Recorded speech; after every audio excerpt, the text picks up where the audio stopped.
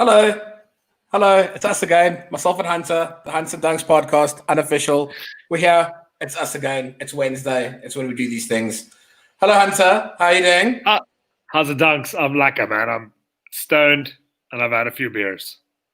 Nice. Okay, that's good to hear. The real question of the day is, how is it going with the album? We all know that Polisikar are doing their little album thing now, releasing it. Isn't it tonight? They're like doing a song at the fuck-off bars all around the country or something? Yeah, there's one fuck-off bar around the country. And it is a little album. There was two. Sorry, my bad. I thought you guys were, just booming. I thought, is there only the one in Pretoria? I thought you guys would have focused one in Belleville. Why not Belleville? It's like where you guys are from. I don't know, dude. Well, actually, I do know. It's because there's a great guy that approached us with an idea to do it. So we said yes. Okay, that's fair. Maybe Belleville. But also, you're right. It's a little album. It's an EP. There's 4 songs, and it's releasing at 12. That's really cool. I'm excited for you guys. And again, thanks to our, sponsor. But they only give us beer, which is good for now. They don't give us money, but yeah, there you go. So here's to your new album thing. There you go. Cheers. Nice, thanks. Cheers. Cheers. Good luck on your album. Okay, so what happened was myself and Hunter, I just want to quickly lay down. We're doing this intro thing quickly. I just wanted to apologize that our guest doesn't have any fuck off. It's actually okay, but I guess we will discuss him in a second because he's also not even in the same bloody country as us. So which is a good thing. The guy's an intelligent man. His name's Quentin Ferreira. He is a psychologist by trade, but he's incredibly vocal in terms of things about politics and philosophy, and he's a very intelligent guy. And that brings us to what we're doing today. We're going to talk about politics. We said in the first episode, it's something we sort of didn't want to do. But we want to discuss politics in a different way, in the sense of, we want to learn more about politics. What is this thing when someone says, oh, this guy's alt-left, this guy's alt-right, this guy's a libtard, he's a fascist. I feel like a libtard sometimes, but I also call other people that I don't like libtards. Yeah, at least you haven't been called a lib boy, soy boy, cuck or whatever, because that's something that people throw around. But okay. So what we're going to do is that's sort of the basis of what we're doing today. We want to get into this, and we got a guest, so that's brilliant. The other thing that's important that you don't know about, but I'm telling you now, is we're going to do the political compass test with you, and we're actually going to find out where you fall in terms of the world of politics, it's like an XY graph. So you'll fall in there somewhere, and hopefully we find out exactly what Hunter is.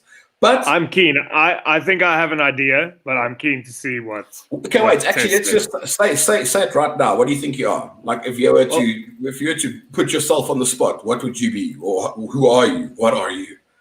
I'm kind of taking for granted that this is like an American test, so it will use their political terms, and I think I'll fall into the libertarian thing, but I'm not exactly sure what their left and right means. So but that's another interesting question, and we're gonna start off with a super interesting question with our guest, because there was the one that you asked me, like, okay, look, myself and Huntz have weird WhatsApp conversations, and he just sort of sprung on me on a random Tuesday morning. He's like, were the Nazis left wing or right wing? To which I was like, my guy, like, I don't know.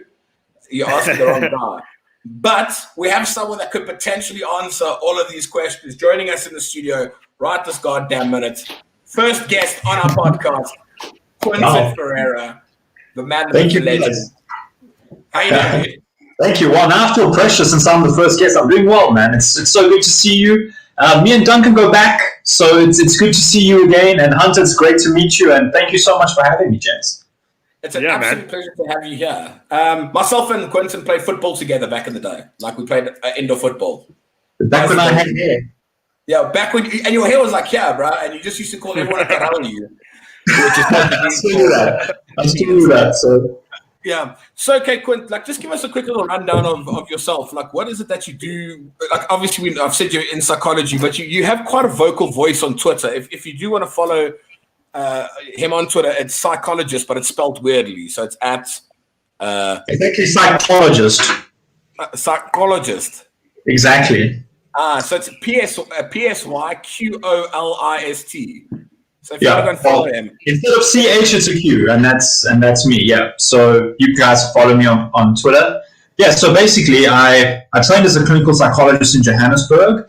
I spent about 4 years working there. I started off at Sterkfontein in the forensic.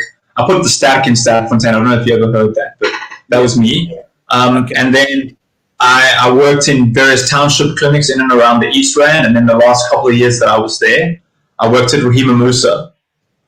So I left South Africa about 4 years ago. I lived in the Netherlands for 4 years, and now I've recently, in the last month, just over a month, I moved to where my ancestors are from, which is beautiful Portugal. And I'm here now, waiting to get my psychology qualifications verified.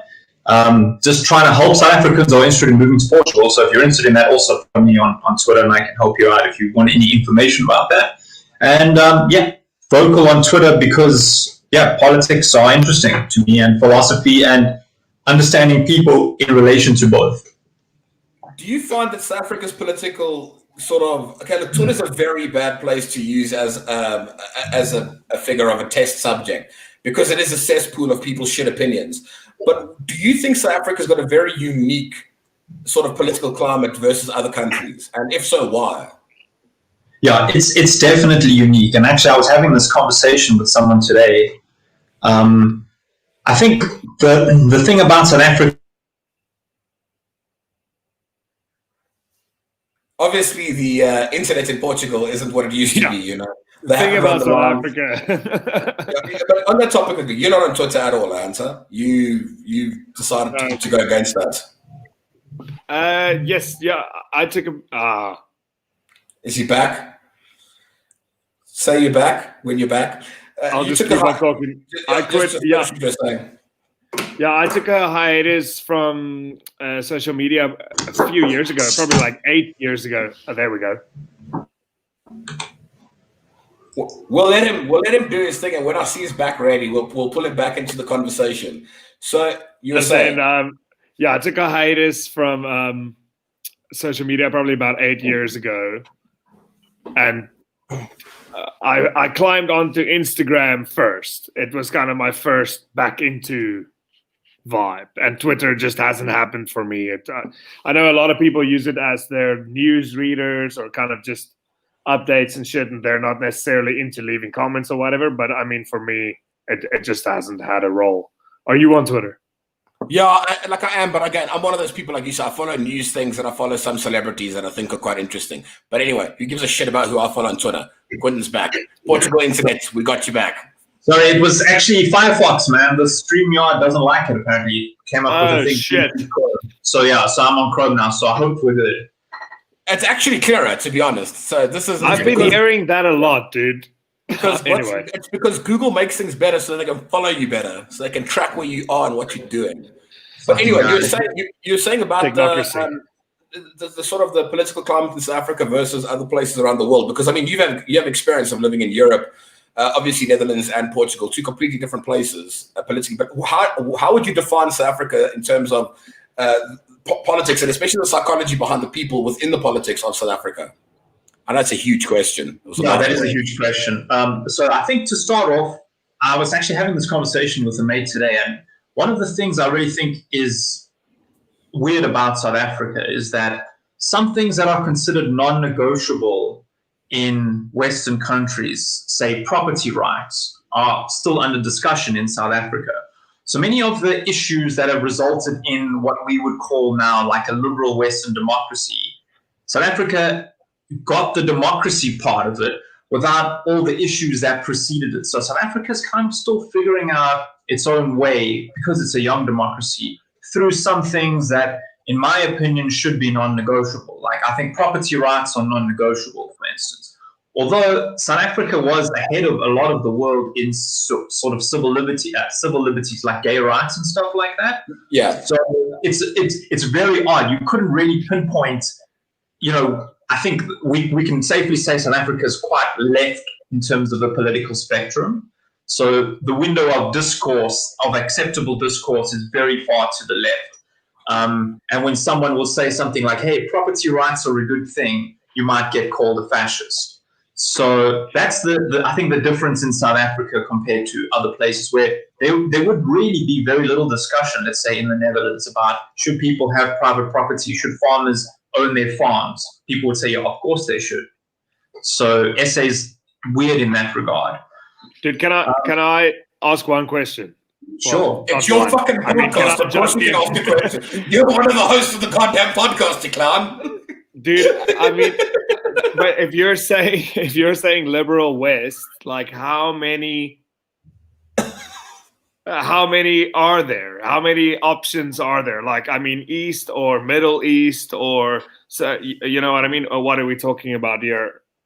Yeah, I would say obviously Europe, then the US, Canada, Australia, New Zealand, and then those are the liberal Western democracies. South American countries. Not Africa. Yeah. No, but you see, the thing is, the argument would come in that we're part of the Commonwealth. We're much like most of the other countries. So because we're the Commonwealth, you'd expect us to be the same. But the problem was there's this weird thing that happened in the middle of the whole Commonwealth thing called apartheid, which obviously we sort of got cut out of all of this stuff. And that's half the problem. And that's also, I think, still, and I speak under correction, I know this is a forte of yours, Quentin, is that's pretty much the biggest thing in terms of our political alignments at the moment, is you've written a piece that was in the Rational Standard, I think, called The Eternal Apartheid, and how it's for our politics to sort of grow up and become something else, we need to sort of bury the hatchet of that at some point. Definitely. Yeah, it becomes everything. Like, you can't have a conversation without bringing in apartheid, even if it's not applicable, And I mean, that's why I kind of call it the eternal apartheid. It's almost like the revolution is still revolving and keeps coming around again. And that's why they call it a revolution. The ANC was a revolutionary party. So their whole reason for existence is a revolution against apartheid. Yeah. So until they say they have complete power, which in my opinion they have unquestionable and unchallenged political power, yet they pretend as if they're living in a world where it's still apartheid all the time. So until the conversation can move past that point, we can't get a synthesis between sort of the Western side of things with the democracy and Western liberalism and African culture. If we can't move past that, we get stuck in that place, in my opinion. But now the question comes in, like, and this is obviously probably unanswerable, is how do we move forward from that? How do you, because like you said, I stand under correction here. If I'm not mistaken, the ANC is the only party that was a revolutionary party that runs a country. Still, I think they're the only one that exists now, or they have for an amount of time. How on earth does one take this and change the political structure then to go, is it just, a new party has to come into power, or the whole country has to be sort of decimated and then we rebuild from the beginning? But how does one get rid of something like this? Yeah, that's a tough question, man. I think if I had the answer to that, you'd be president. Exactly. Look, I mean, so this now depends on whether you think the path forward in South Africa has to be in the same mold of democracy as it's been before. And for me, I think that's a very difficult proposition to put forward to people, because like Socrates hated democracy for the uneducated. So he said, like, in order to have a proper democracy, you have to have proper education. Now, I'm not saying that South Africans are uniquely vulnerable to populism. I'm not saying that at all, but I'm just saying that, as I said before, certain things should be non-negotiable, such as property rights. And if you can't agree on that, then you can't really have a democracy. Either you want to live in a democracy, or you want to have feudalism where the chiefs own all the land and you're just serfs. And you have to kind of make a decision at some point. And you can only do that if you're educated. Quentin, go on. Sorry, Duncan, do you mind? Sorry, man. There was a question that I sent to Duncan to send to you or whatever, and you just mentioning Socrates made me think of that question. In your opinion, has there ever been a government that worked? Yeah, I mean, when I lived in the Netherlands, I think that is a fantastic example of a government that really works well and for the people. I mean, they have very strong fiscal responsibility, so their GDP to debt ratio is quite low. There's very low unemployment. Civil liberties are great. It's safe. Infrastructure is well maintained. Everything is super well run. But then still people will have problems with the government, So sure. when you ask that question, it's like, works better for who? Of course, it's not an easy question to answer. I was actually just wondering, because I actually agree with you about the Netherlands. I also like it there, and I kind of tend, to me, Amsterdam feels a bit like anarchistic. You can do what you want, just don't mess with anyone else's vibe. But isn't that? But like at the core of it, I think Quentin is having a nap live on stream. But isn't that? He's thinking. Isn't that sort of like testament to how things should run? I'm just wondering. I'm just wondering if they started off in the same. You know what I mean? When did they face the issues that we are facing now, kind of thing? Yeah, but like I said, I just wanted Quentin can obviously not answer you now, but isn't it one of those things where, like, to be in like a full democracy and have liberty and everything like that, is that you have like the right to do whatever the hell you want, obviously within reason, without it doing anything to harm your neighbor or your partner, like the person around you. Because that's the thing about being a human. It's very difficult to go, because the idea of government is just it's a massive fucking science and philosophy lesson of going, here's a person in power. Who said that from the beginning? We're human beings. At the core of us, we just want what's good for us. And like, I'm not gonna get into like the religious debate of things. But surely the moral obligation that you have is don't be a puss. Like, excuse my French. Like, don't be that guy. Well, I mean, no, but is there that golden rule in nature? Like, if we look at how animals behave or whatever, there's usually a ruler of the pack or something like that. You know what I mean? So there are societal structures in nature, and that's quite interesting to me how our systems work in comparison. Yeah. Sorry, Quentin. I just wanted to ask you about the Netherlands. Was there a time in their history where they faced the same challenges as South Africa faces now? You know what? I'm not like an expert on their whole history. What I will say is, I think that first of all, I think all morality is built on top of immorality. Okay, so we got to this point in our advanced society, and Western society fucked over a lot of people. I mean, we can be honest about that. Colonialism, the Portuguese were the first to sort of go out there and colonize other places. The Dutch also had a long history of colonialism, exploitation and unequal rights between people, not necessarily based on race, but maybe based on nationality, we can say at least. So the Dutch went through all of that. And yeah, they did have periods where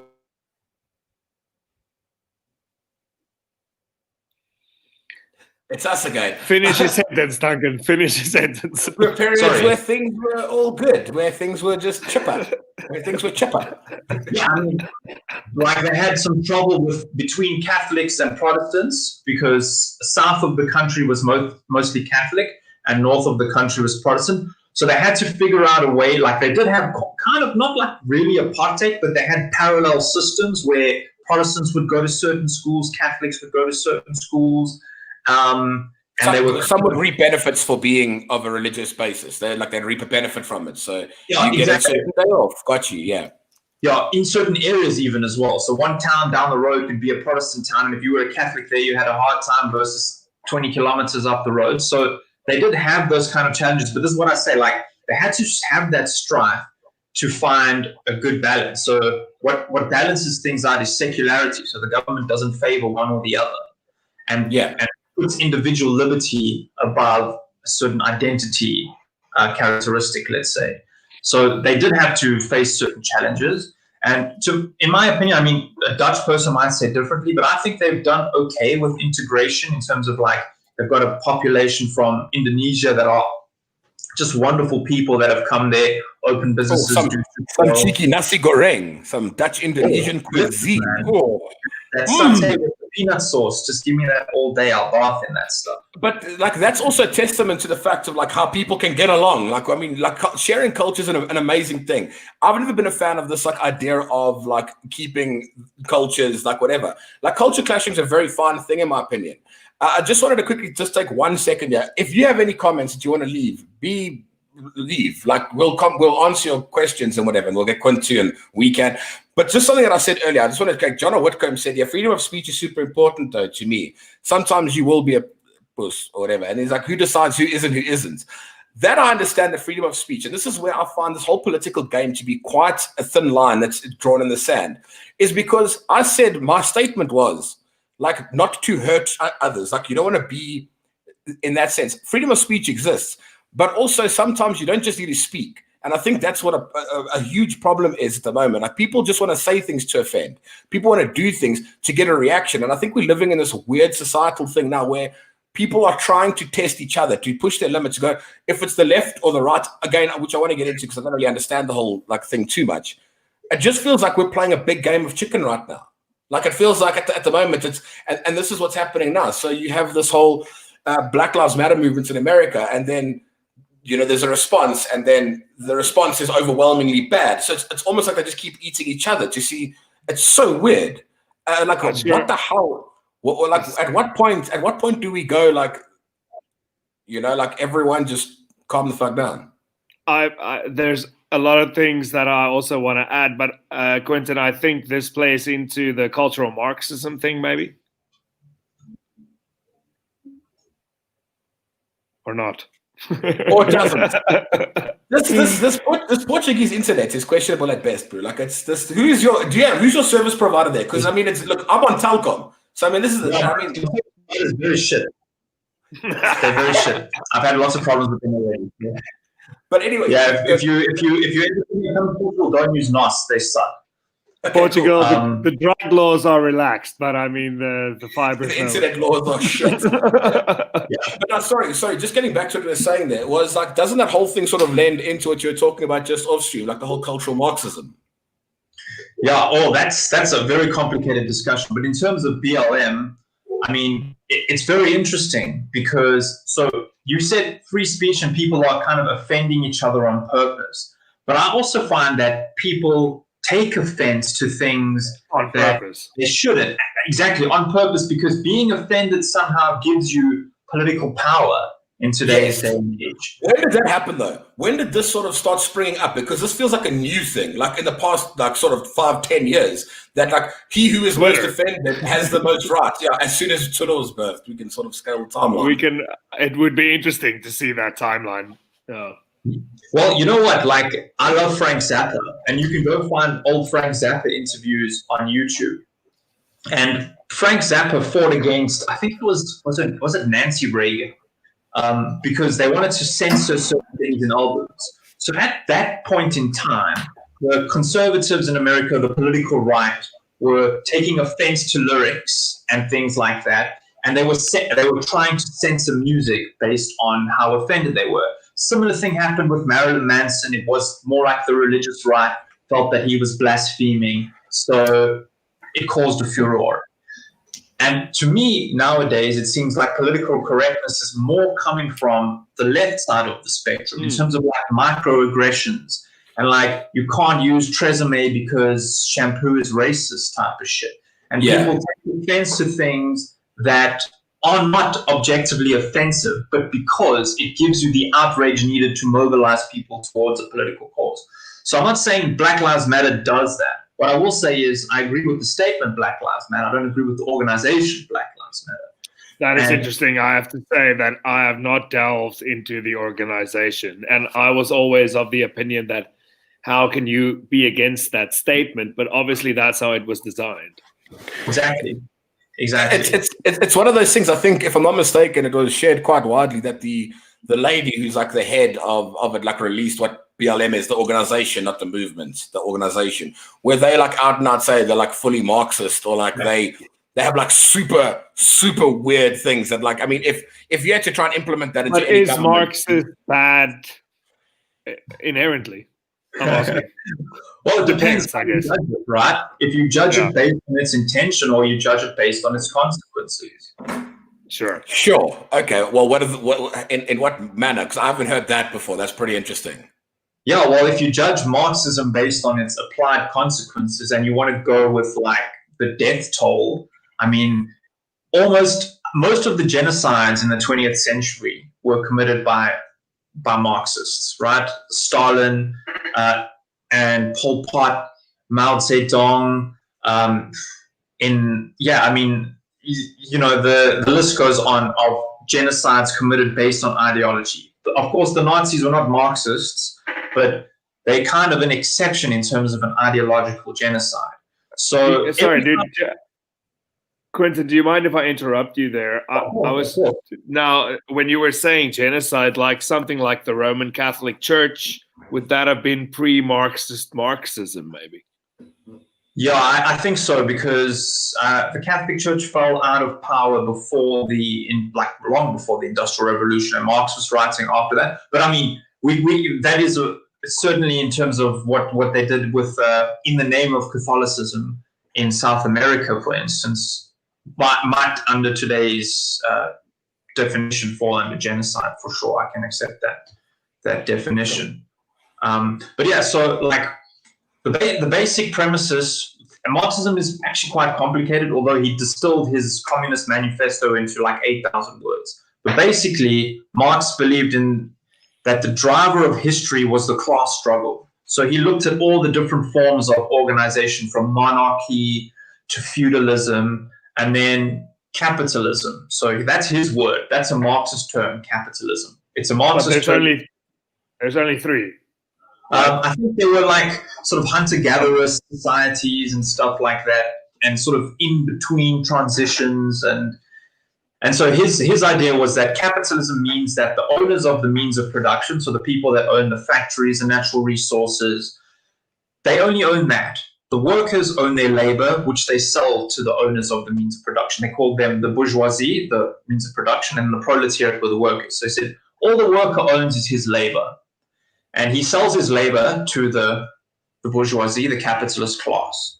And they extract the surplus value of their labor. So that's what Marx's value theory of labor means. Like, so I work for you pay me 10 Rand an hour, and because you own the factory and you own all the wood that's used to make the pencils, you pay me 10 Rand, but you sell the pencil for 20 Rand. I only get 10 Rand, you take all the rest of the profit. So that's how Marx's basic understanding of economics worked. And he said that that was inherently exploitative and inherently alienating for the worker, because what they've produced, they don't really have access to it. It's alienated from them. They can't determine anything other than that labor relation with their employer. So basically, that would result in inequality, and it would result in another class struggle, according to Marx. And the end game is communism, which would be a classless society where the means of production are shared and there is no state. So kind of like no government and no social classes, and all the means of production are collectively owned and shared among people. That would be again one of those things that sounds amazing when you speak about it, but it sounds like that's what we're headed towards, like in WALL-E. Like if if the robots do all the fucking work and we just get a universal basic income, then I mean, what are we supposed to do? But it's one of those things that with this on the topic of communism and WALL-E, because it's a great film. If you haven't watched it, check it out. It's just, I just find it strange how there's also been this sort of weird rise of people that like all claim in their Twitter bios and online they're communists, and that they're like proudly flaunt this idea. But as soon as and this is where the freedom of speeching and everything comes to this weird loggerhead, is because as soon as you mention like, you understand that like under communism people died, then all of a sudden you get like lambasted with a bunch of shit. Like why is it this weird pride in people wanting to be communist? I don't get the pride. People die. People die anyway, right? Like whether but not an accelerated rate and of like, Marxism are two different things, I think. I'm asking Quentin, you have to referee here. You said communism and Marxism, capitalism and Marxism, or communism and Marxism? Communism and Marxism. Or you were saying Marxism's end game is communism, right? Yes. Is that what you're saying? Okay, so they are intrinsically linked. That is what you're saying. Are they interchangeable? No, they're not interchangeable. They're not interchangeable terms. Like so Marxism is kind of, it can also be just the philosophy, and it can also be a way of critiquing society. So if you use the dialectical understanding of materialism and history and critique society in terms of class struggles, you're engaging in a Marxist critique. But it doesn't necessarily make you a communist. You might be concerned about inequality and looking at it from that perspective, economic inequality, or even if it's cultural, you might be concerned about cultural differences and inequality. And that's a form of Marxism. So the theory actually is very influential, not just in economics, but in social sciences. It forms a big basis of critical theory, where they look at society through a Marxist, sometimes feminist, an intersectionalist, and postmodern lens. So it's some heavy shit. And if you guys want to find out more about that, there's this great guy on Twitter also called James Lindsay. He's been on the Joe Rogan podcast a couple of times. Him and Peter Boghossian and another lady, Helen Pluckrose, I believe her name is. They actually wrote some fake papers and submitted them to academic journals, like with queer theory and stuff like that. Like they made this whole thing about, they went to study dogs in dog parks, and the dogs were performing heterosexual behaviors, and when they performed homosexual behaviors, their owners spanked them, and they got that shit published. So it just shows that, some of the academics are operating in cuckoo land, if I can say. But Duncan, with the communist thing, I mean, I think it's a reactionary thing. Yeah. Why it's cool, like I know, for instance, in punk, the communist thing is definitely popular as a stance because it's just anti-authority, No, I got you. I just want to quickly get a comment on the screen here quickly. It says, Quentin, you know more about Marxism than I do, I think. Would you say the main flaws of Marx's view on how the bourgeoisie were oppressed is he hasn't taken into account how the proletariat takes all the risk in capitalist society, which is a point. It's he's got the terms mixed up, the bourgeoisie and the proletariat, but I agree, he doesn't really take into account that aspect of it. But that's the whole thing. It's like, it's one thing if you're the labor and he mean capital risk. And but that's what I'm getting at. Yeah, but he doesn't. He just starts out with people owning fucking factories. How did they start owning those factories? Yeah, but that's the thing. So and that's where the theory obviously hits a smash in the park, because the problem is if I'm the one who owns 50 yards of timber, I've obviously had to somewhere take a risk in my life to get to the point of having 50 yards of timber. And maybe kill someone that owned that timber before you. Whatever it is, let's say whatever it was that got me all this timber. But then it's unfair to go I, who owns the timber, I'm the one with the property. Just because you can make a pencil that costs 10 Rand, why on earth should I be taxed on that on your behalf as well? Or why should I lose out? Because again, goes to ownership of property. If it's mine, surely, and you be able to work with it, and with my product, you can do something. That's fair. I'm not. Obviously, if you exploit your workers like a Chinese sweatshop, that's bad. But that I'm completely with. But I'm saying, well, it's just how did people start owning property in the first place? You know what I mean? When did this start? They had to kill somebody to get it, or there was no one else there. What I mean? History's written by the victor. It's how it's always been. Exactly. So I mean, property rights. To me, it's kind of a tough one. Just if you look at it long enough, no one's gonna own property forever unless you're a corporation. It was kind of the aristocracy that owned the property up until that point. Either you were a king or you were a part of the king's court, and you owned the land, and the serfs kind of worked on your behalf and had to pay tribute to you and whatever. That's in Europe, right? I mean, that's not even maybe here for some of it along the coast, maybe.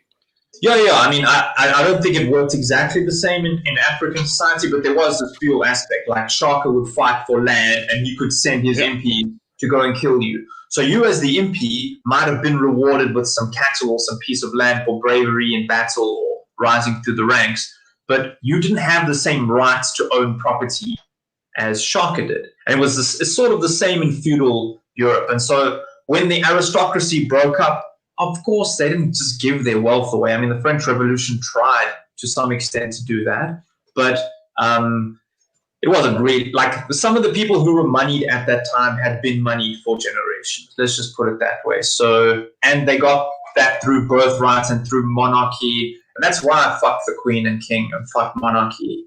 But sorry, a strength of a free market, which is.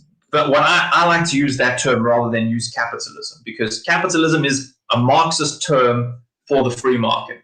The beauty of the free market is us three, if we have the same liberties in front of us, and let's say, for example, we all went to the same schools. Like a race, like 100-meter race. Exactly. Just for the sake of argument. Using that, I'll tell you for free. We're all kind of just in the middle class. I start a fruit shop. And because of my generational privilege, because you're Portuguese, bro, you're gonna knock it out the park, bro. And you start a fruit shop, but my fruit shop outdoes yours because I know just what kind of cabbage the people need. And you going and getting some other cabbage that no one likes. You should do better. I should do better, right? So, and that's a fantastic thing about the free market is competition creates, first of all, better products, lower prices. Better value for the consumers, and everyone down the supply chain has to win for something to work.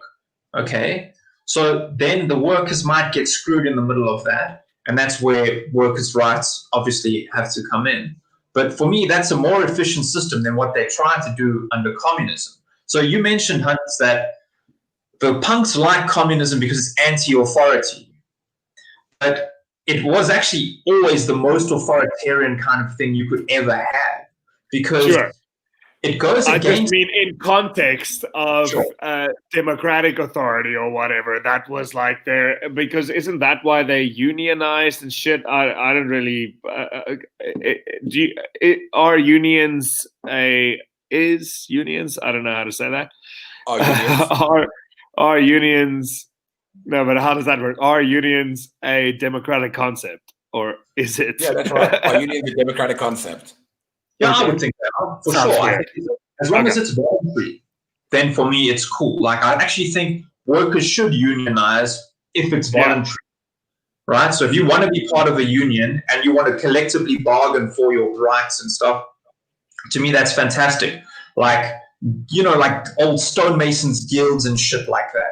So in order to have your work valued, they club together and say, listen, guys, we produce X, Y, and Z in this place. You can't sell your shit for this. Don't undercut us because our work is valuable. And if we can join together, we have more bargaining power than just as one individual. So I'm all for that. This is important for other musicians listening. We should start a union. But, dude, I want to be at the top of the pecking order. What, are you guys going to be the fucking sitting presidents and you guys decide to everyone else what they get, the people? Yeah, nothing. No shows. Quentin, Duncan, do you mind? Look at what? I wanted to ask you, why do we need a government? You know what I mean? Just as a basic, like, do you think we need a government? Okay, so I'll just answer this by fully stating my ideological bias. So I would also call myself more like a libertarian in the American sense, or a classical liberal. So I think you do need a government, but a minimal kind of government to enforce certain things. So like, for instance, if there's a contract between me and you, and we don't have a third party to make sure both of us stick to our end of the deal, I could, stab you in the back and run away with all the grain, basically. So in terms of that kind of thing, a government is good to keep people accountable in terms of their contracts. And then also for non-aggression. So I can't hurt you without someone coming to knock down my door and say, hey, you've stepped over that person's rights. You need a minimal kind of government for that sort of thing.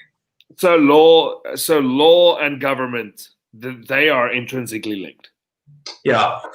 I like the classic sociological definition of the state is the entity with the monopoly on the use of force.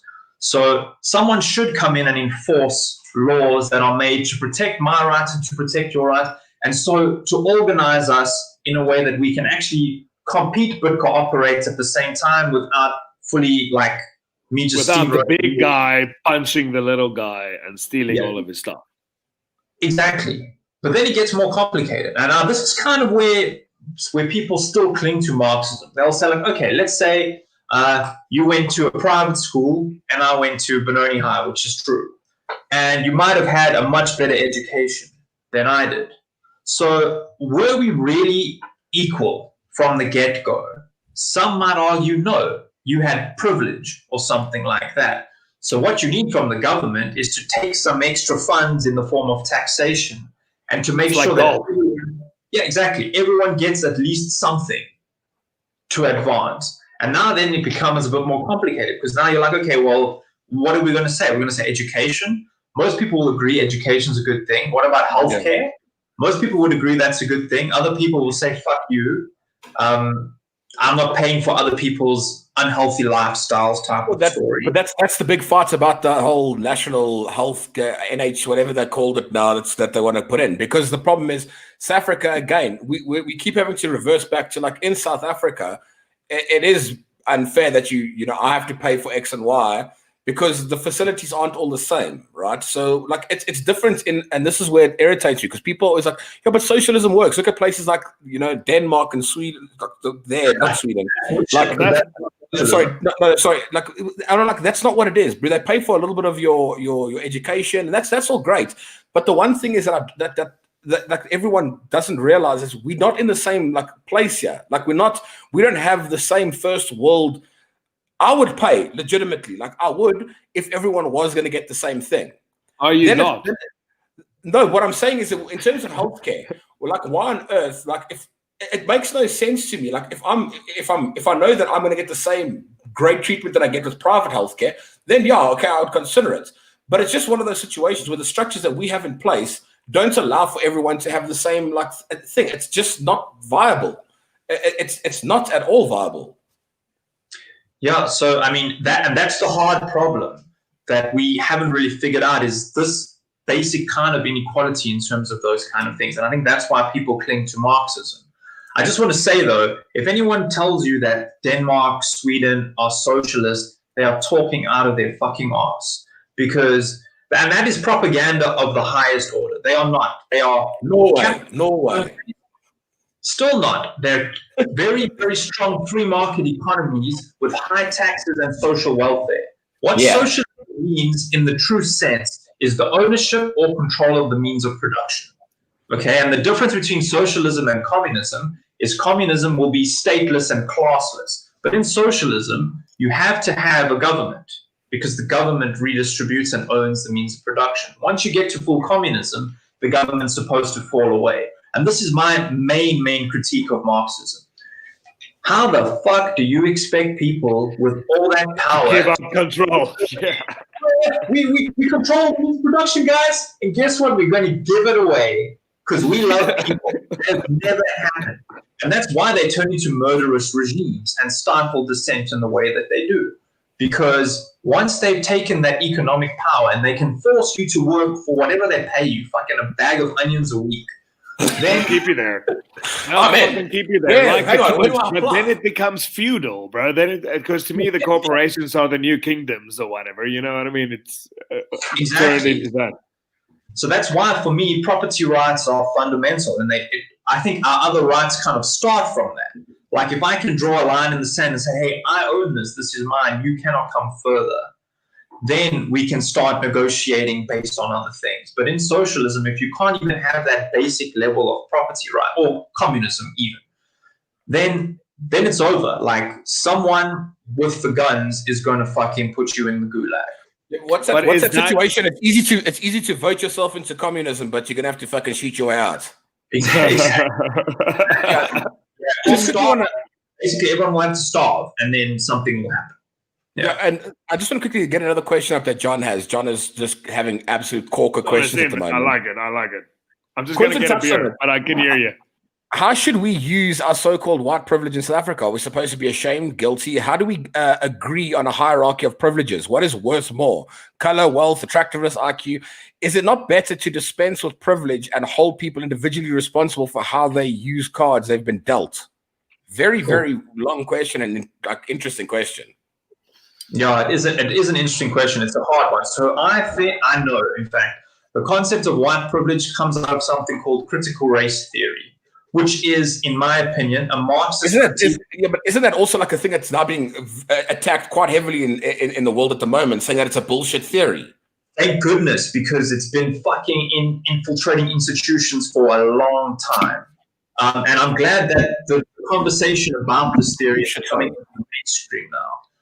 So I want to draw the parallels between this and Marxism just quickly. So white privilege is this idea that as a white person, you possess something which is unearned and that puts you in a position where you don't have to work as hard as a black person, right? And this has been applied sort of without historical context. So it's applied in Europe, it's applied in America, it's applied even in South Africa. Now, when you think about it in the South African context, you might think, okay, but hang on, isn't there a generational inequality because of apartheid? And I think that's a fair thing to say. I think anyone with a heart and two eyes can see the suffering and understand there was some fuckery. In South Africa, for our generation, there definitely is something like white privilege. Well, I would say there is inequality, but to say that it's based on you being white, what happens if there's a black guy that goes to the same school with you and his father's a CEO of some company? Does your white privilege supersede his? Does he have to work harder then? Yeah, I mean, that's now. That's kind of post-apartheid. I mean, there was definitely a generation of white South Africans that had white privilege, 100%. But then this whole privilege argument is, again, an old Marxist thing. So I'll tell you about the Khmer Rouge, which was in Cambodia.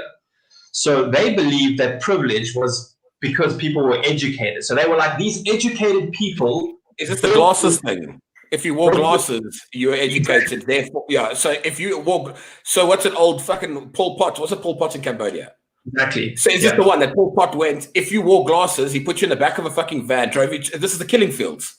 Exactly, the killing fields, precisely. Yeah. Okay. Yeah. No, sorry. I got you. These educated people built this society in which they have unearned advantages. It's always about unearned privilege and unearned advantage. And that word was specifically used, privilege. So we have to kill the educated, and people with glasses were assumed to be educated. So they killed them too. And I think that's the logical endpoint when you look at things like privilege. And when you put a racial angle to it, especially in South Africa, it gets tricky. So that's an outgrowth of critical theory, of critical race theory. Is that not the cycle of history, though? Like, I mean, the French Revolution and like all that shit. You know what I mean? So is that not why systems have failed? Because there's always the rich guys taking the poor guys for a puss, and they get tired of it, and then they kill the rich people. Yeah, well, that's what Marx would have said exactly. He would have said that's the primary driver. Oh, shit. Maybe I should do that test. Maybe I'm a Marxist. We're going to do that test in a bit. We wrap this up. I'm going to guess that you're going to fall maybe like bottom center left. That's what I'm going to guess. If you had to guess what I would fall, where would I go? I think you would definitely be in the bottom. Yeah, I think you could be also probably bottom center right, I would say. There might be a bit of distance between what the is two. Bottom? What is So liberal. Yeah, so the what is it? Is it the y-axis that goes? Yeah. Yeah, so on the y-axis it's authoritarian versus libertarian. So if you're in the top part of the quadrant, you're authoritarian. So you have no problem with the state using power, okay? And then in the bottom quadrants, you're libertarian, which means that you actually prefer more freedom for people and the state to leave people the fuck alone, which is unashamedly where I put myself. I'm and also then the left and right were like more inclined towards a spectrum of communism to free market. So the x-axis is more like a communism free market axis. I just want to quickly say something about this thing, because this is something that's bothered me for a while. I've done some obviously some reading on politics and things, because you have to be sort of semi-educated in the world we live in at the moment. That at the end of the day, we look at this. I think it's wrong that we look at this political thing like a straight line. Like if you're left wing, you're on the left, and if you're right, you're on the right. Because like there has to be that whole shoehorn theory that comes into the situation is that like the further left you go, then the further right you go, you end up with the same goals. Like it's pretty much like total control and like no matter which way you go. So it should not be left and right. It should be sort of like a horseshoe. Yeah, horseshoe.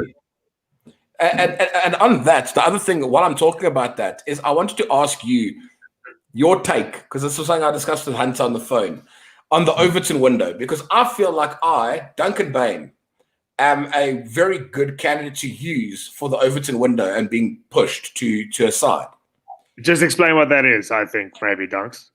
The Overton window, like in a very simplistic manner, it's like as the left and stuff gets more power, the further right you get pushed, or whichever side gets more power, you sort of, without changing your ideology or any of the things that I believe, the more they get vocal, and I say they because I don't know who they are, you get pushed more right with your beliefs. So I'm going to use this left and right situation at the moment. So like I would have considered myself as inside left when I started varsity. I studied a degree in drama, first of all, which is pretty, liberal. Yeah, so like I studied drama. I'm 100% okay with gay marriage. I'm not a racist at all. A lot of the things, and these are like the basic things. I'm obviously stitching off. Like, so that puts me like in this inside left thing 10, 15 years ago. But the more the world's progressed and the more things have gone on, where like maybe I don't, for an example, buy into the fact that like a trans woman shouldn't compete against like natural women. I'm just going to use hyphenated. I don't believe that you should have a guy that's gone through like a gender reassignment surgery compete against women in like running and stuff like that because there are biological differences. Now, because I say that, the Overton window, like the people on the left go, that's fucked up. You don't deserve to be like liberal anymore. And you like get pushed to the right because I don't buy into the shit. Yeah, is that a fair explanation? Yeah, it's fair? The window of acceptable discourse has sort of shifted, you know? And so, whereas 10 years ago, you said, I'm all for gay marriage, they would be like, you're a cool guy, whatever. And now it's like, would you suck that guy's dick? And you're like, whoa, hang on, that's a bit of my point. Fucking homophobe, and that's it's shifted the window. Get the fuck out of the toilet stall. Get out of my toilet stall, bitch. Yeah, but that's what I just find incredibly interesting about how politics works in general. Is it's almost like it obviously has a life of its own. That it sort of weaves and shifts through things, and how he who has the most power has the most like say in things. Like I don't like being put into categories. I've never liked it. It's not a thing. Like I just want to be me, and like I want everyone to be on this like cool and on the same playing field. And that's why I'm against the idea of having like, that's the one thing that I'm firmly against, is that like woman versus men thing in sport. Like just because all of a sudden I decide to become a woman tomorrow, and then I become a South African women's weightlifter. I don't know if you know the story about that guy. He's on Twitter, Zubi. Who would do that, bro? Who the fuck would do that? There's a woman. Are you saying people would seriously take hormones to win at something like shot put? No, so there's an actual story of the New Zealand like women's weightlift champion and also the world record holder, who 5 years ago was a dude called like Tyler working at a lumber mill, and now is the women's weightlifting champion. It's like let me just, if I can, I'm not ripping into the thing. No, it's he had a gender reassignment surgery, or she, I don't know how to refer. This person had transphobic motherfucker. Yeah, you see, and that's the problem. It's like, I don't know. I don't use my pronouns correctly in the situation because I'm confused about the stuff. Let me just quickly type this in here, and I'll show you on the screen. New Zealand women's weightlift champion. Like this is where I draw the line. Like, and this is what Laurel Hubbard is the name of this person. Okay, so I'm just going to I want to just get this in a big picture. Legitimately, the story is, as of like a few years ago, he was a he and now is a she, like, and identifies as being a she, which is fine. Like, do your thing, but I don't think it's fair that you have people competing on the world stage like this, like that is an actual guy that just. I don't even know if he had gender reassignment surgery. And I'll call the person what they want to be called, but I don't think it's fair. I don't, at least. I don't know what to say to you, bro. I don't know. I don't think it's fair, because I mean that person is like everything in their body was male. All their hormonal development up until that point, their muscles, the musculoskeletal structure, all of that was male.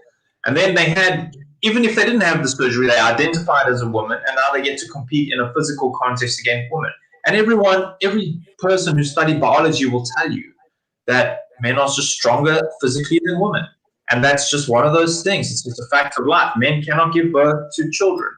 That's another fact of life. But the window of acceptable discourse has gone to the point where you could be called a transphobe for saying that kind of thing. And even worse. But that's what I hate, is I don't like being categorized as like just because of that. I don't mind if the person decided to become a woman. I don't. Like that's on them. And I will refer to the person as a woman if they ask me to, if that's what they want. But however, I'm not going to have a thing where you're competing now and you're taking away from another person.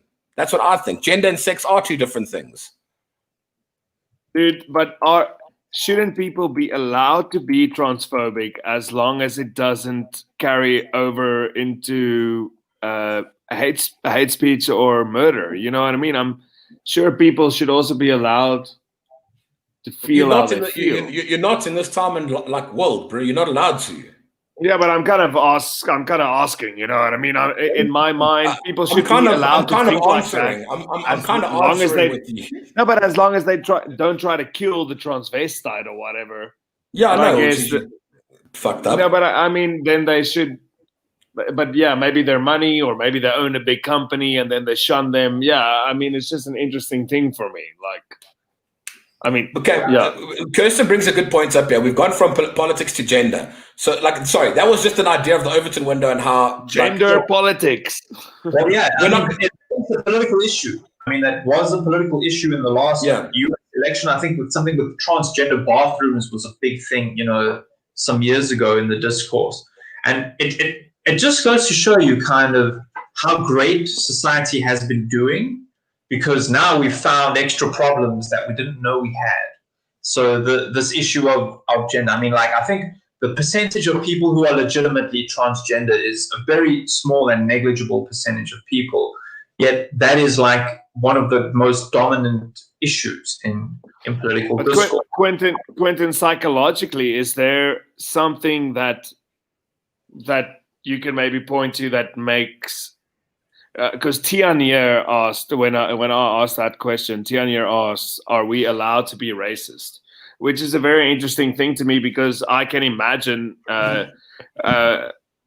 A previous show to this, we spoke about out-of-place artifacts, which has to do with like human history, and maybe it's not the way that we thought, and blah blah blah blah blah. But just looking at like our evolution as a species, racism might have played a part in our evolution. You know, like to fear the other, right? So even something like racism is actually quite natural. Yeah, I mean, well, discrimination is natural in that you see a difference, you notice a difference, right? So you discriminate. That person is not really my tribe, versus, oh yeah, this one is my tribe. Exactly. And then I mean, for evolutionary purposes, that was very significant in our history. The ability to do that. It's kind of called an in-group bias. So you're biased towards your in-group, and then you have this out-group homogeneity bias. So you think everyone in the out-group is kind of the same, but these sort of mental shortcuts are important. We always have them to make snap decisions. Our mind works on that. In fact, our mind is not always taking in information and processing it.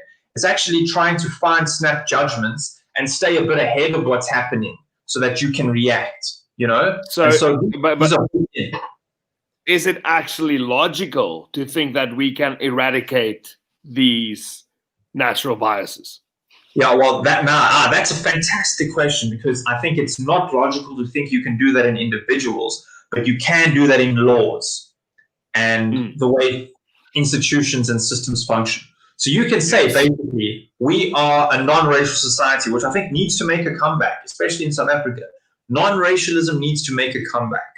And say, we don't judge you based on your race, we judge you on your competency and the contents of your character. That was Martin Luther King's thing.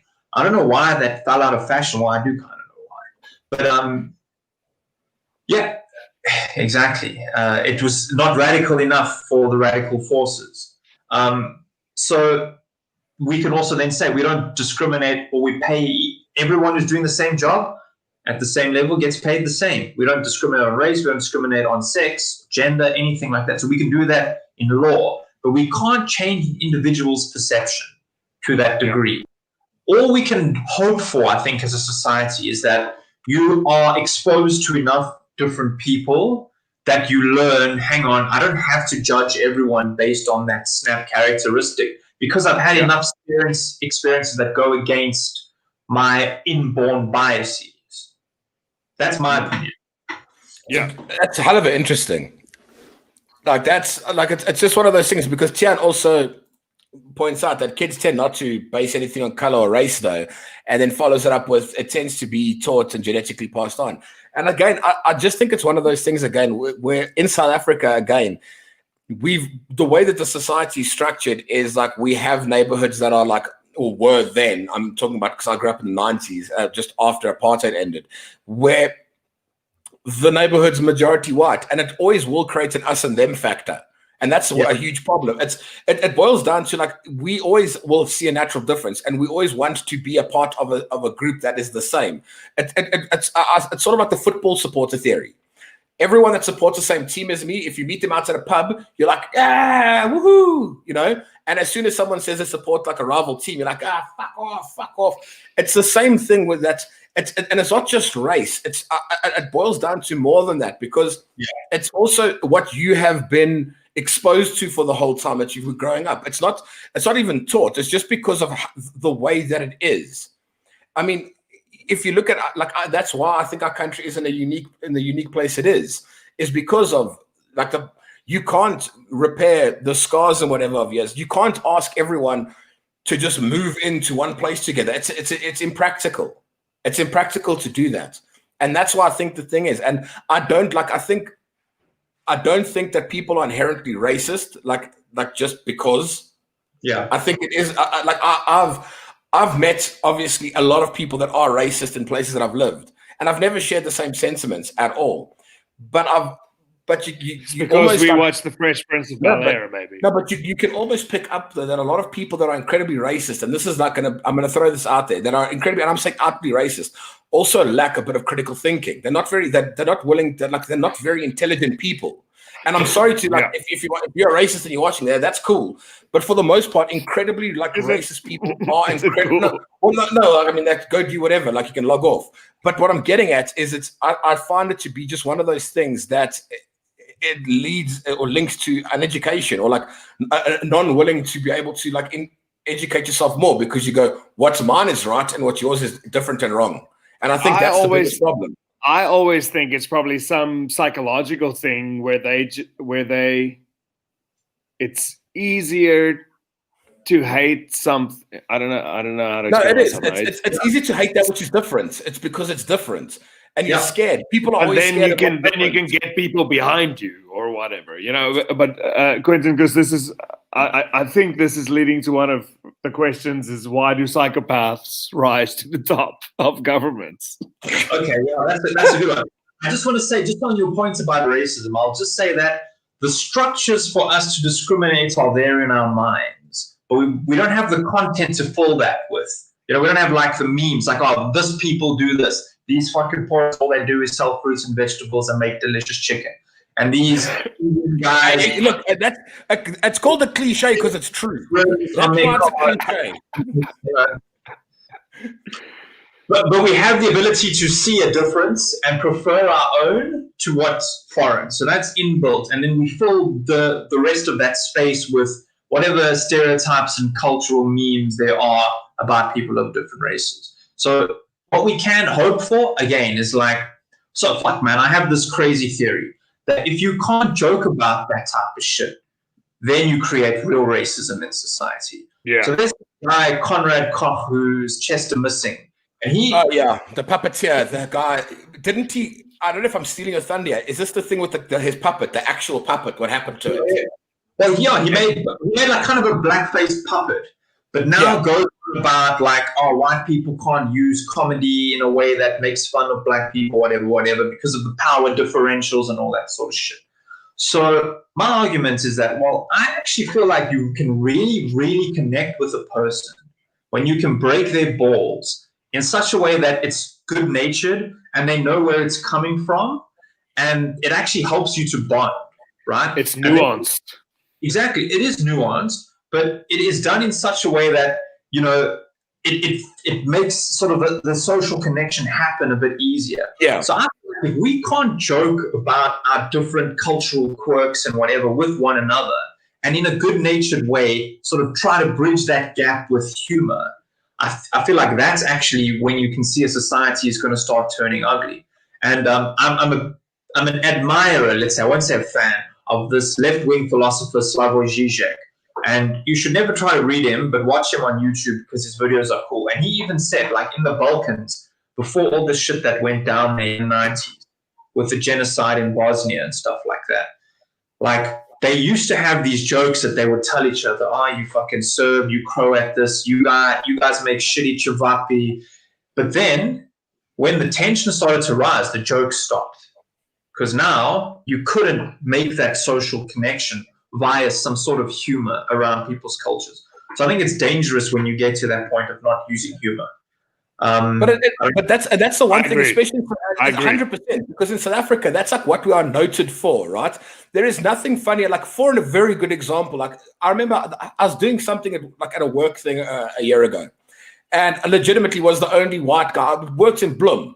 Right, so the natural thing is I'm one white guy around black guys, and then to break the entire ice, as I got out the car and walked to my colleagues, they're they had to send the one white guy, and I mean that is ice broken. I'm sorry guys, I'm here cultural appropriation time. I just want to learn.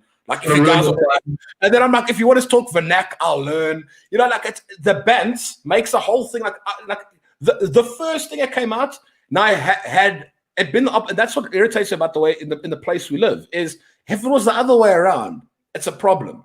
And that's where and that's the problem that we need to bridge this whole thing is because had it been a difference and it's only white guys and you go, they sent the black guy, dude, you're going to prison. Like, and that's where, like, and that's where, again, like, we circle back to freedom of speech. And I just think that because we have to sit the whole time, and it almost is like a loaded cocked gun behind you, we're willing to fire for whatever you say. You go, oh shit, I can't say that. That might offend.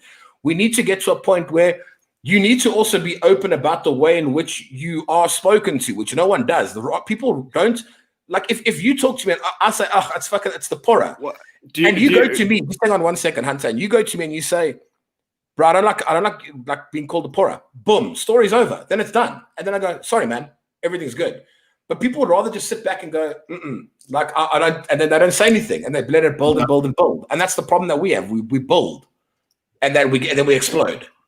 Yeah, it's tough, that stuff, man, because in our country, there's obviously lots of different income levels and histories and whatever, and that stuff has to be fair. It's not funny when the rich guy jokes about the poor guy or whatever, right? I mean, just in general, you know what I mean? That's not funny. But if a lot of mates sitting around the table that are in the same income group share a few jokes amongst each other, and they're all from different nationalities, that is fine, right? Yeah, or like, what about this? Like, you've got Coconut Culls. Do you know this lady? And she kind of satirizes the white class. She's great.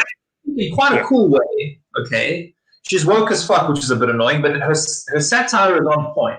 But let's say now that a white dude adopted a stereotypical sort of vendor accent, let's say, satirized EFF supporters, for an example, right? Let's go there. Do you think that person would be... Well, I mean, the Kipness is a pretty good example of that. With the Julius Malema thing. Did you guys see that? Yeah. But like David in himself, like, no, but I'm with you. Like, David in himself, like, doesn't do things to hurt. Like, none of his stuff is ever. But the problem is, it's again, people are looking to be hurt. There we go.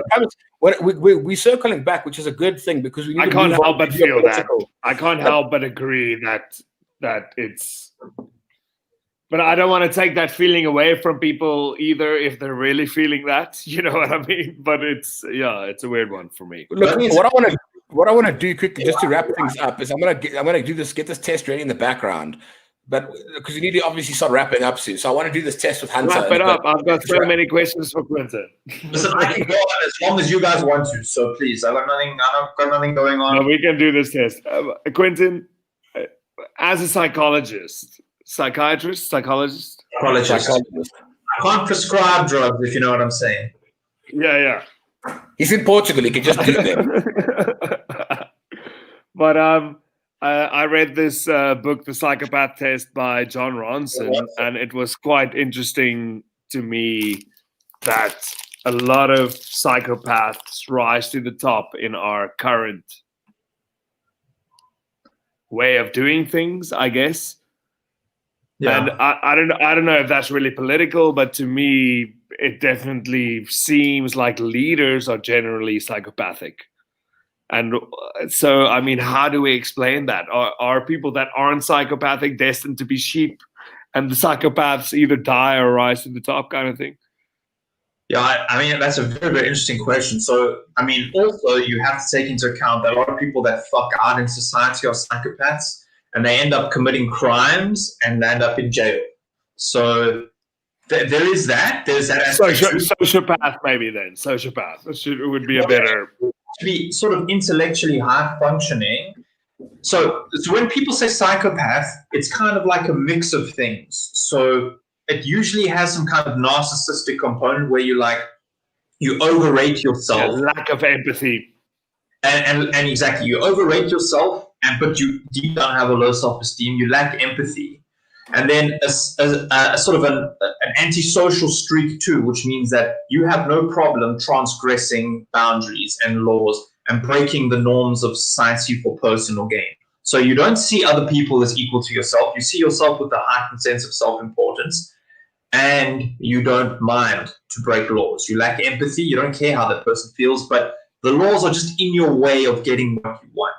So if you think of those factors together, and you think about some fields like politics, for instance, someone who's good at breaking norms and doesn't really care about the consequences of what they could do could rise quite well in that kind of environment. I think in the corporate world too, I mean, I've worked in the corporate world, and I for sure encountered a guy who pushed exactly that psychopath button. And I felt that sitting in Stanfontein with a rapist, and the same kind of feeling that I got from that guy in Stanfontein, I got from this dude in the boardroom. And I was like, this guy is manipulating the entire situation. And actually, he's going against the ethos of the company. He will fuck with the rules of the company just to get that extra 2% on his bonus at the end of the year. But people like that are sometimes quite charming, in fact. And I think their willingness to go where no one else does is rewarded in some ways in certain companies, in certain industries. Yeah. And so that kind of explains like the environment and the individual, why some people do well in that sense of things, but they might do well financially, but their personal life will be a mess because they people to be around. Yeah, why I asked that is that it seems to me, and it might just be my personal view, but I'm sure there'll be people that feel the same, that it's kind of double loaded, this one. It feels like there's no moral compass to career politicians. And then, like, how do you actually safeguard a system where you can kind of morally fucking discern between candidates or some shit? You know what I mean? I can't really anyway, I'm asking you questions that I don't have the answer to. It's a super hard question, man. And like, so I don't actually believe that the answer to moral questions are to be found in party politics. But I do think your own individual moralities, and it's proven that it affects your political leaning. Okay, there's this guy called Jonathan Haidt who's actually done awesome studies on it. He wrote this book called The Righteous Mind.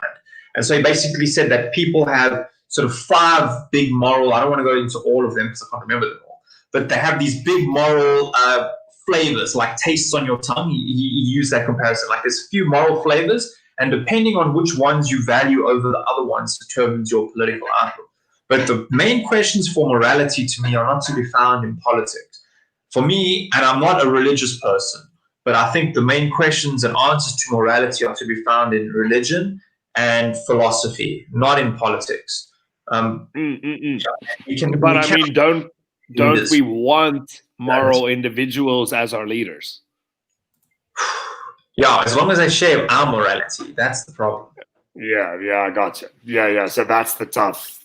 Sure. But I mean, just don't steal the fucking shit. You know what I mean? That's kind of what I mean, moral. Yeah, but then you have to have mechanisms that hold them to account. And that goes back again to what we were saying in the beginning. Like, South Africa hasn't figured out some of the problems that have been figured out in other places, like the mechanisms to hold people to account. I'm not saying, like, Europe is perfect, but, I mean, Germany, for instance, I remember a story of a politician who took a helicopter trip from some guy because they were on holiday together, and that person, as soon as they were found out, they were immediately fired, and that was the end of the story.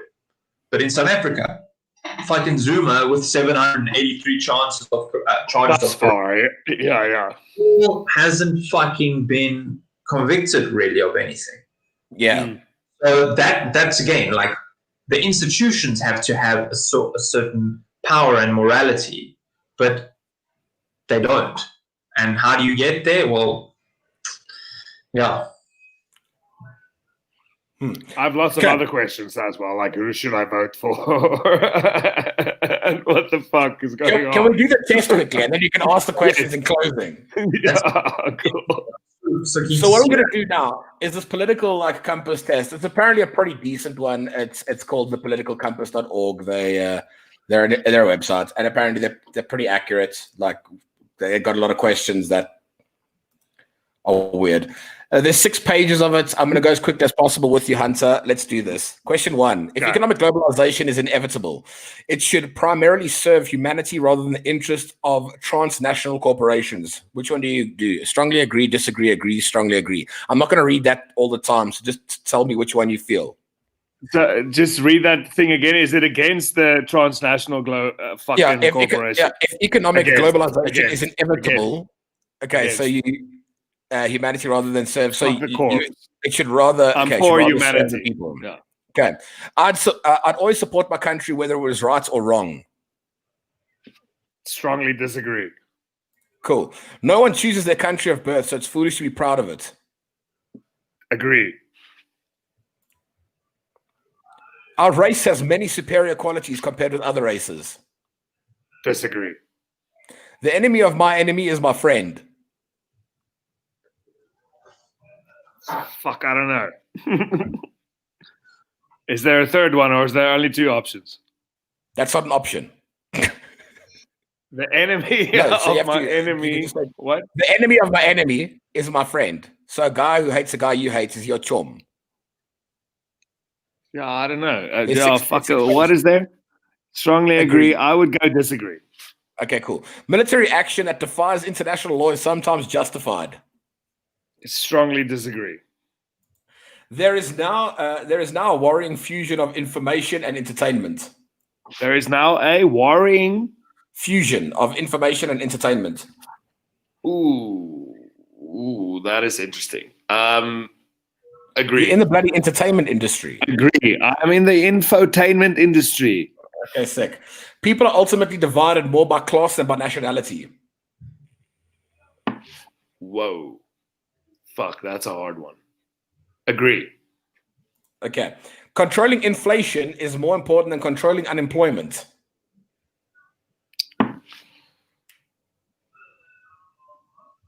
Shit.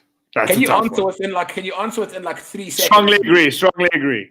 Okay, cool. Strongly agree. Because corporations cannot be trusted to voluntarily protect the environment, they require regulation. Strongly agree. From each according to his ability to each according to his need is a fundamentally good idea. Just say that again.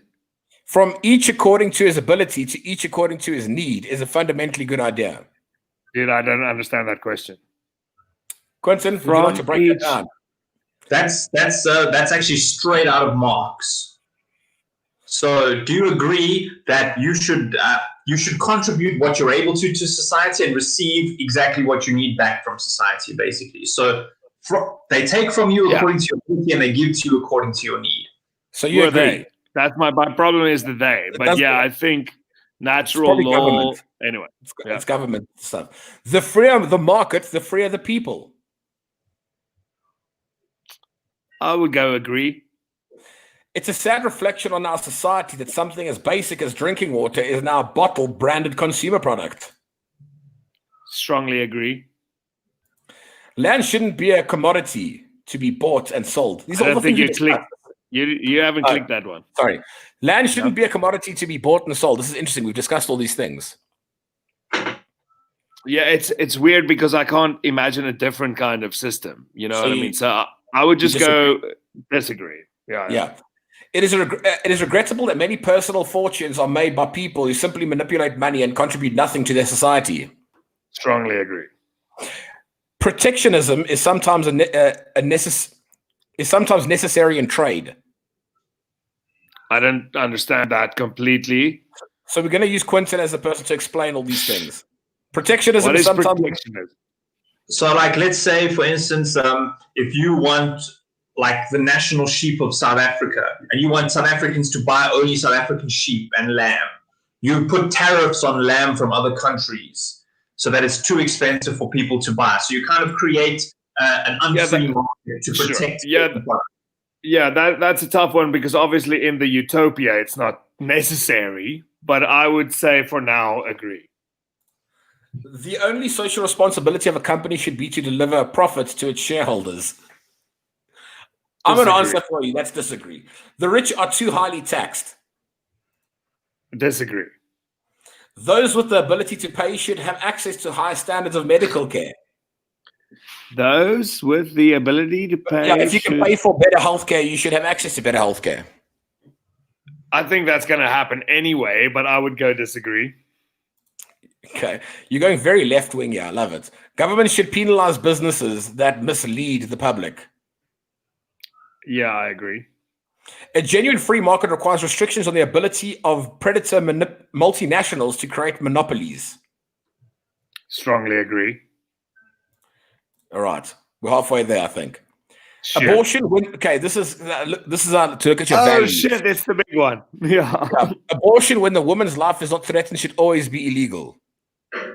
Strongly disagree. All authority should be questioned. Strongly agree. An eye for an eye and a tooth for a tooth. Disagree. If you are still streaming, go to this quickly, this politicalcompass.org, and then just see if you can catch up as quickly as you can. And let's see where you also fall in if you are still watching. Anyway, okay, got you.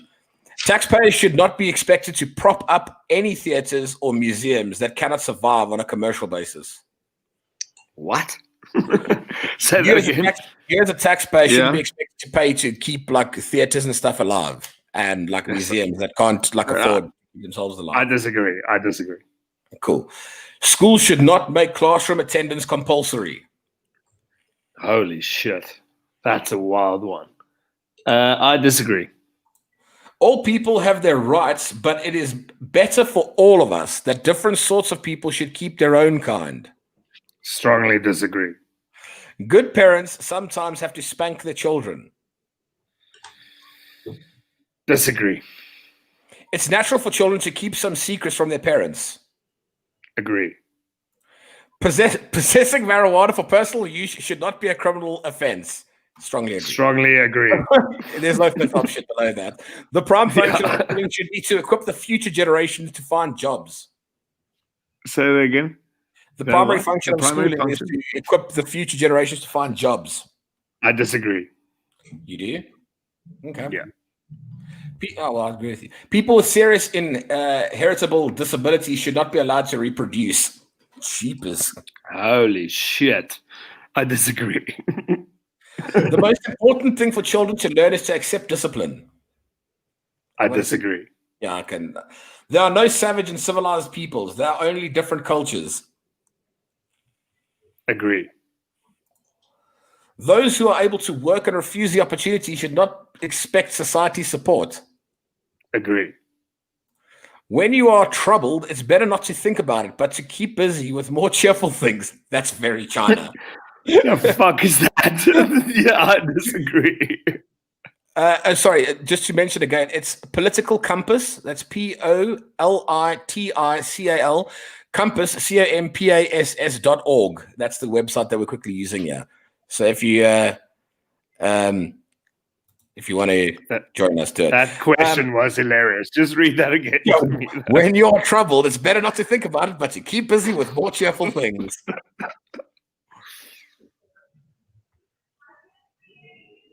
Next. Which one do you agree or do you disagree? Well, with that, no, I disagree. Okay, cool. First generation immigrants can never be fully integrated within their new country. I don't even fucking believe in borders. So, I mean, that question. Strongly disagree. First generation immigrants should not be allowed to what? Can never be fully integrated within the new country. So you strongly disagree. I disagree. Yeah. What's good for the most successful corporations is always ultimately good for all of us. Strongly disagree. Strongly disagree. No broadcasting institution, however independent its content, should receive public funding. Yo, that's a tough one. Does tax count as public funding? Yes. So say that again. No broadcasting institution, however independent its content, should receive public funding. Kind of fucking like that. Disagree. Okay, cool. 2 more pages. Or 3. Holy shit. I'm sorry. This is taking long. No, just be quick. Our civil liberties are being excessively curbed in the name of counterterrorism. Jesus Christ. Well, in South Africa, I disagree. Okay. But in America, I agree. A significant advantage of a one-party state is that it avoids all arguments that delay progress in the democratic political system. Just read that again. A significant advantage of a one-party state is that it avoids all the arguments that delay progress in a democratic political system. Disagree. Strongly disagree. Although the electronic age makes official surveillance easier, only wrongdoers need to be worried. Strongly disagree. The death penalty should be an option for the most serious crimes. Sure, that's a tough one. I disagree. In a civilized society, one must always have people above to be obeyed and people below to be commanded. Strongly disagree. Abstract art that doesn't represent anything shouldn't be considered art at all. What? Strongly disagree. Shouldn't be considered art. Yeah, strongly disagree. In criminal justice, punishment should be more important than rehabilitation. Strongly disagree. It is a waste of time to try to rehabilitate some criminals. Strongly disagree. The business person and the manufacturer are more important than the writer and the artist. You're going to strongly disagree with that. Yeah, of course I am. Yeah. Mothers may have careers, but their first duty is to be homemakers. Strongly disagree. Multinational companies are ethically exploiting the plant genetic resources of developing countries. Strongly agree. Making peace with the establishment is an important aspect of maturity. Strongly disagree. That was an easy one. You went to that one. That one's. I have a quick question before we. No, I'll ask it just as we end. Astrology accurately explains things. Disagree. You cannot be moral without being religious. Disagree. Disagree. Charity is better than social security as a means of helping the genuinely disadvantaged. Disagree. Some people are naturally unlucky. Shit. That's a tough one. I actually agree with that one. It is important that my child's school instills religious values. Strongly disagree. Okay, the last page. Look at sex. Sex outside of marriage is usually immoral. Strongly disagree. Sex outside of marriage. Oh, yeah, sorry, my bad. A same-sex couple in a stable, loving relationship should not be excluded from the possibility of child adoption. Agree. Yeah. Pornography. Strongly agree. Yeah, depicting consenting adults should be legal for the adult population. Agree. What goes on in a private bedroom between consenting adults is no business of the state. Strongly agree. No one can feel naturally homosexual. Strongly disagree. These days, openness about sex has gone too far.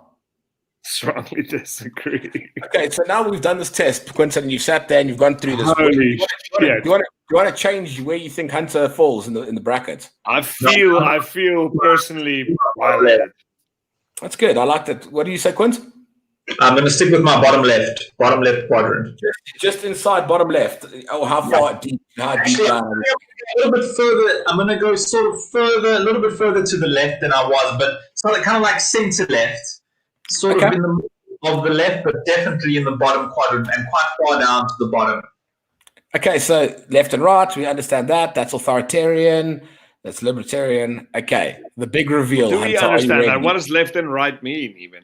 Is that like Marxism versus fucking what? We didn't even talk about it. Yeah, so what is a republic? The economic question. So left and right pertains to economic? Yeah. Okay. Let's keep going, yeah.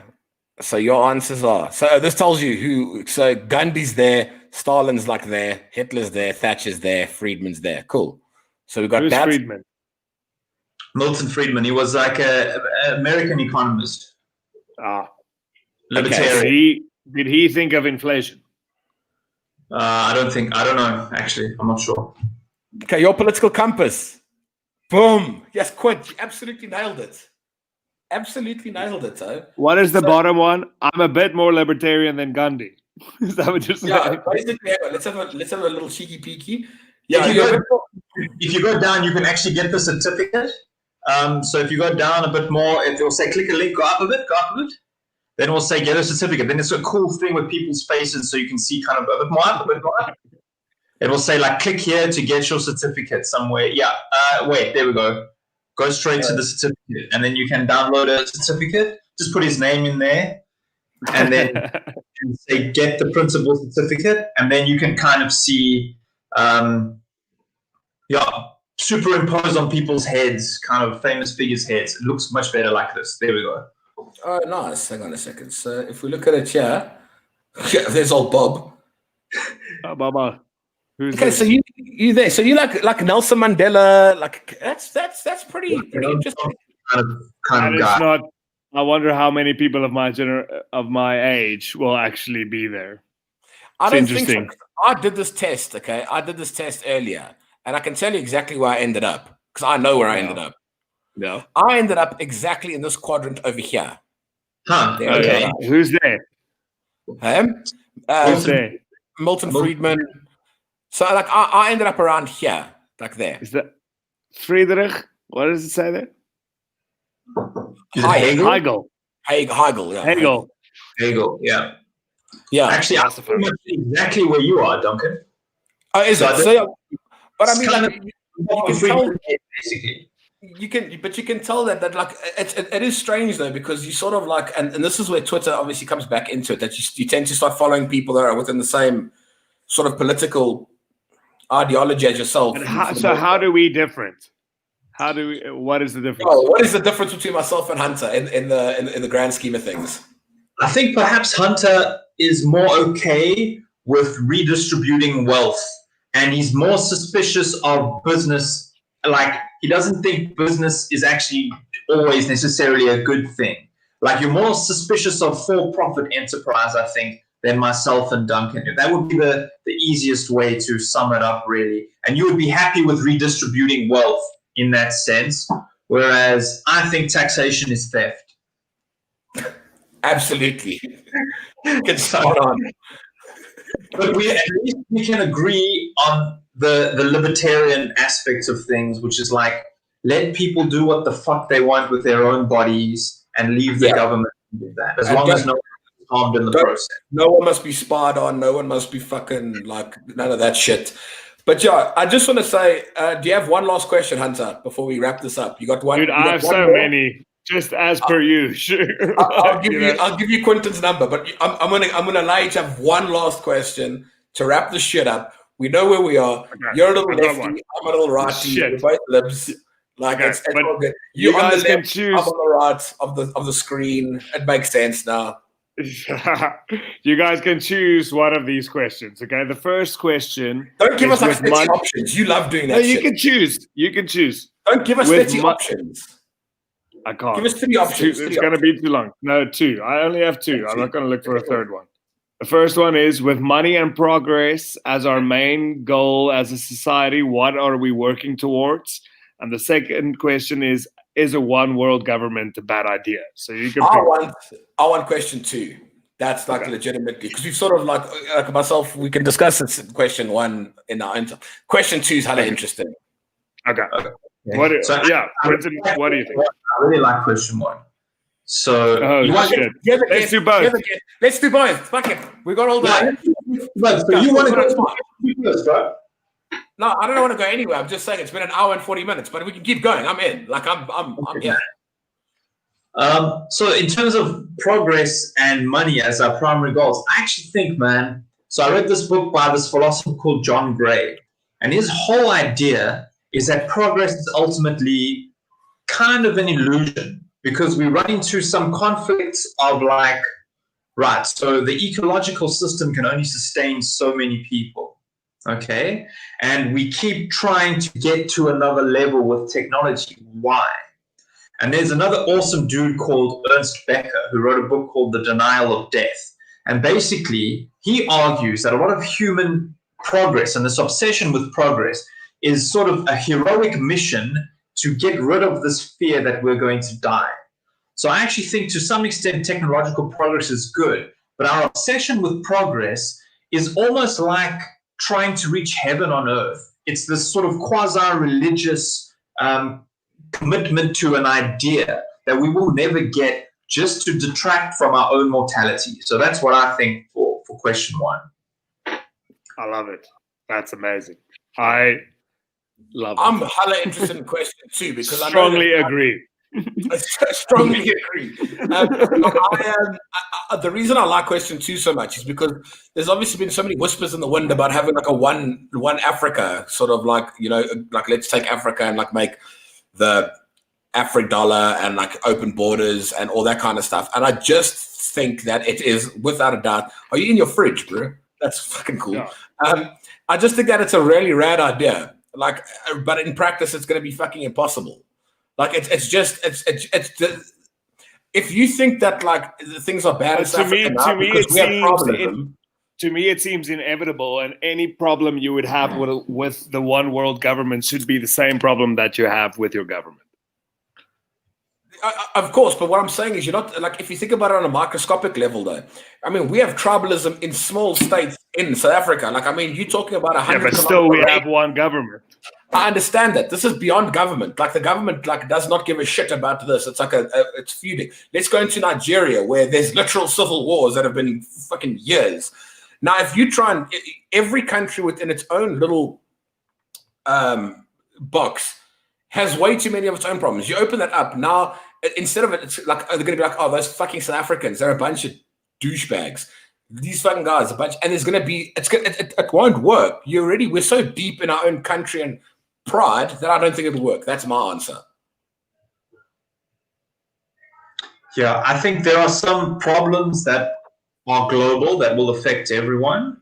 But in general, I tend to prefer more localized solutions because I feel like the more you try, the more complexity you add to a system, the more fragile it is. And so like, it's that whole butterfly tornado sort of spiel. So if you've got a one world government, oh fuck, we're just gonna change grain prices in the Ukraine for a second, and then fucking chili starves. You know, you can't account for all the externalities that you could have.